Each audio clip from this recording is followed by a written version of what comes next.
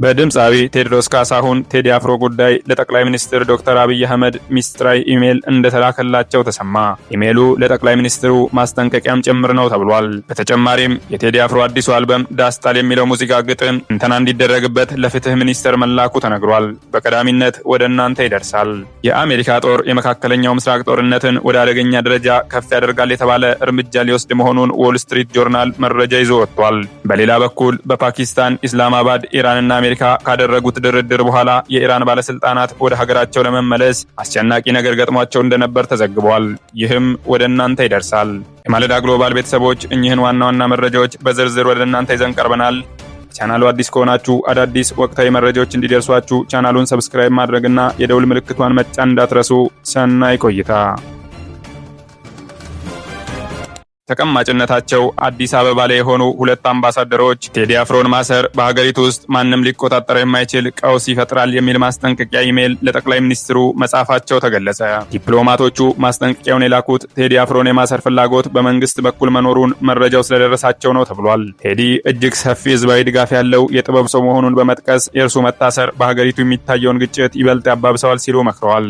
መንግስት በአርቲስቱ አልበም ጉዳይ የተነሳውን የፖለቲካ ውጥረት ለመቆጣጠር በዋናነት ጠቅላይ ሚኒስትሩ የማህበራዊ ጉዳይ አማካሪ ዲያቆን ዳንኤል ክብረት የሚመራ ቡድን የምርጫ ዋዜማና ወቅታዊነት በሚል ርዕስ ሁኔታውን ተቀምጦ የገመገመ ሲሆን አልበሙ በዋናነት ጠቅላይ ሚኒስትሩ ባለፉት 8 ዓመታት የገነቡትን ስብዕና ገደላ ላይ ያነጣጠረና በምርጫውም ላይ ቀጥተኛ ተጽዕኖ የሚያሳድር ስለሆነ ከዚህ ሙዚቃ ጋር ተያይዞ የሚፈጸሙ እስሮች ምርጫን ለማሰናከልና ሽብር ለመፍጠር የሚል ክስ ጋር እንዲያያዙ ውሳኔ ተላልፏል ተብሏል። ዳስጣል የተሰኘው ሙዚቃ ግጥም ዶክተር ጌዲዮን ጢሞቴዎስ ለሚመሩት ፍትህ ሚኒስቴር መላኩም ተሰምቷል። ምናልባትም ትንተና ተደርጎ ለክሱ ህጋዊ መልክ ለመስጠት ታስቦ ይሆናል ተብሎ ተገምቷል። መንግስት አርቲስቱ ሰፊ ህዝባዊ መሰረት አለው በሚልባት አዲስ አበባ ደጋፊዎቹ በተለይም ሙዚቃውን አድምጠዋል ያላቸውን ብዙሃን ወጣቶች በሽብር ወንጀል ጭምር መክሰሱ ተነግሯል። የሙዚቃ አልበሙ ከተለቀቀ ቀን አንስቶ በደብረ ዘይት፣ ቢሾፍቱ፣ በናዝሬት እንዲሁም በአዲስ አበባ በሆቴልና ሬስቶራንቶች ላይ ጥብቅ ቁጥጥር እየተደረገ ይገኛል። ከዚህም ጋር ተያይዞ በዛሬው ዕለት የመንግስት የጸጥታ ኃይሎች የቴዲ አፍሮን ዳስጣል የሚል ሙዚቃ አዳምጠዋል ተብለው 90 የሚጠጉ ወጣቶች ከታሰሩ በኋላ ከሀገሪቱ የተለያዩ ታጣቂዎች ጋር ተሰልፈው በተለይም ከፋኖ ኃይሎች እንዲሁም ከአልሸባብ ጋር በመጣመር ሽብር ሊፈጥሩ ሲሉ ያስኳቸው የሚል ክስ ቀርቦባቸዋል ተብሏል። ከትናንት ምሽት ጀምሮ በተለይም በጠቅላይ ሚኒስትሩ የቅርብ ሰው በአቶ ሲሳይ ቶላ የሚመራው የብሔራዊ መረጃና ደህንነት አገልግሎት፣ የአዲስ አበባ ፖሊስና ፌዴራል ፖሊስ የጸጥታ ግብረ ኃይል በአዲስ አበባ ሰፊ አሰሳ እያደረጉ እንደሆነ ተገልጿል።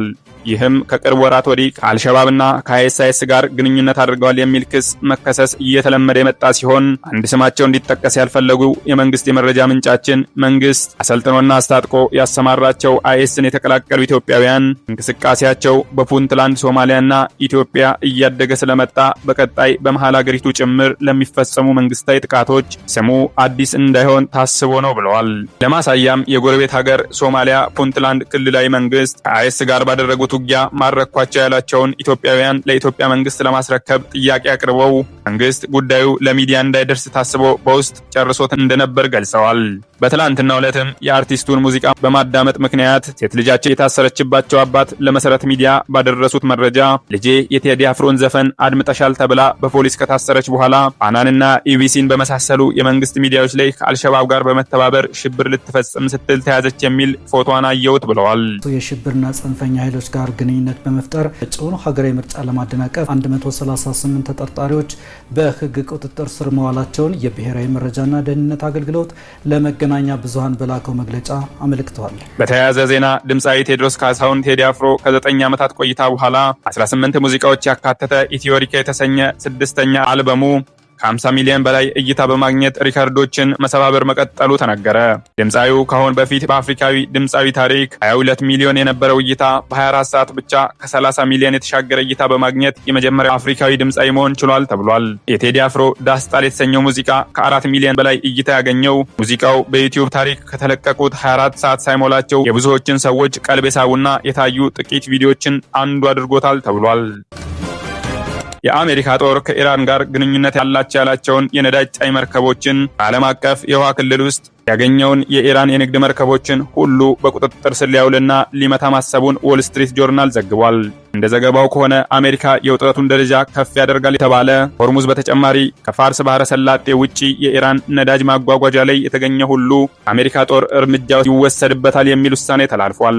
ኢራንና የአሜሪካ ጦር በሆርሙዝ ወሽመጥ ላይ ወታደራዊ ፍጥጫቸው ተባብሶ የቀጠለ ሲሆን በዚህም ሳቢያ በትላንትናው ዕለት ሁለት የንግድ መርከቦች በሆርሙዝ ሰርጥ ለማለፍ ሲሞክሩ የኢራን አብዮታዊ ዘብ ተኩስ ከፍቶባቸው ተመልሰዋል ተብሏል። በተጨማሪም ደግሞ አብዮታዊ ዘቡ የህንድ ናቸው ያላቸውን ሁለት የንግድ መርከቦች ላይ ተኩስ በመክፈቱ መርከቦቹ ወደ ኋላ እንደተመለሱ ተገልጿል። በዚህ ጉዳይ ላይም ህንድ ቁጣዋን እንዳሰማች ነው የተነገረው። ሌላው ዎል ስትሪት ጆርናል ይዞት በወጣው ዘገባ ፓኪስታን ኢስላማባድ ላይ 21 ሰዓታትን የፈጀ ድርድር የአሜሪካና የኢራን ባለስልጣናት ካደረጉ በኋላ የኢራን ተደራዳሪዎች ወደ ሀገራቸው ለመመለስ ሲዘጋጁ ልዑካቸው የስለላ ማስጠንቀቂያዎች ደርሰውት እንደነበርና ይህንንም በመስጋት የኢራን ባለስልጣናት በደርሶ መልስ ጉዞ ወቅት አውሮፕላኖቻቸው ላይ እስራኤል ልትፈጽመው የምትችለውን ስጋት በመፍራት በፓኪስታን ከ20 እስከ 24 በሚደርሱ የጦር ጀቶችና አውሮፕላኖች ታጅበው ወደ ሀገራቸው እንደገቡ ገልጿል።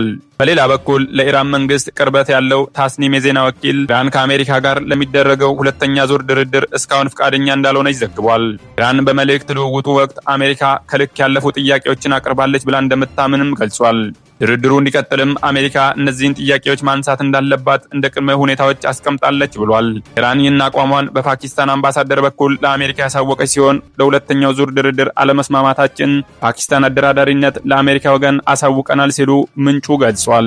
የድርድሩ ዋነኛ ማጠንጠኛ የኢራን ኒውክሌር ጉዳይ ሲሆን ምንም እንኳን ትራምፕ የኢራን ዩራኒየምን እንቆጣጠራለን ቢሉም ኢራን አሻፈረኝ ብላለች። በዚህም በዛሬው ዕለት የኢራን ፕሬዝዳንት መሱድ ፔዜሽኪያን ትራምፕ ኢራን የኒውክሌር መብቷን መጠቀም የለባትም ይላል።